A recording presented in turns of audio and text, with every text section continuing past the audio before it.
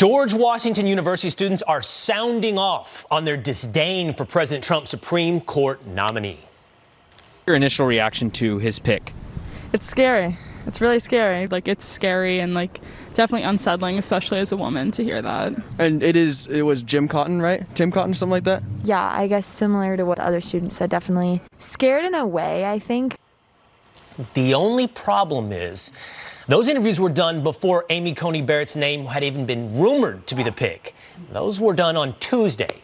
Cabot Phillips is the editor-in-chief of Campus Reform, and he joins us now. Okay, Cabot, just help me understand. So those interviews were done before these students could have any idea who the potential nominee was, right?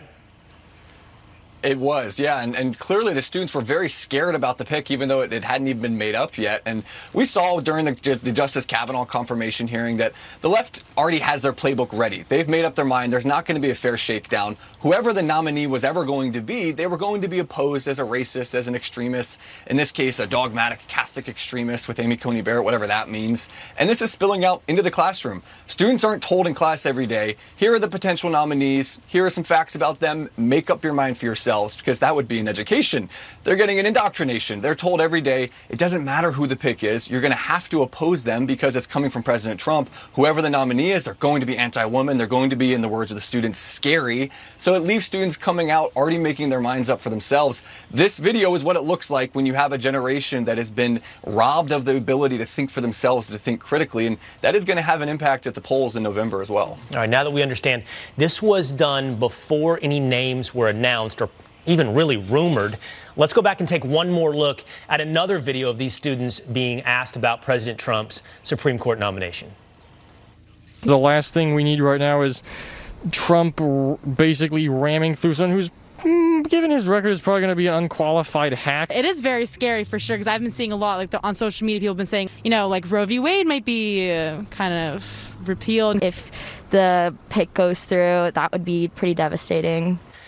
Cabot, I really am fascinated with your explanation for why and how these students get to this place. Is it indoctrination, which I am willing to believe absolutely this is being taught to them, or is it also sort of this climate we have in America where I haven't really read in on this yet, but I'm already outraged? Social media has shown me I should already be upset.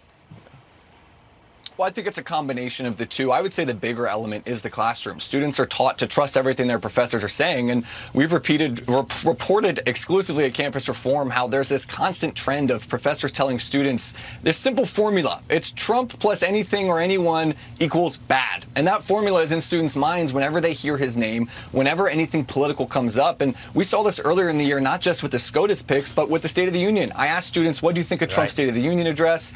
Shockingly, students said it's the most racist speech they'd ever heard. It was a week before the speech had actually happened. So this is a growing trend where students not making their minds up on the facts, but sadly on what they're being told. And that should concern all of us as Americans. Feel your way through the issue. Don't think your way through the issue. The truth doesn't matter. It's how you feel. All right, Editor-in-Chief of Campus Reform, Cabot Phillips, thanks for your time.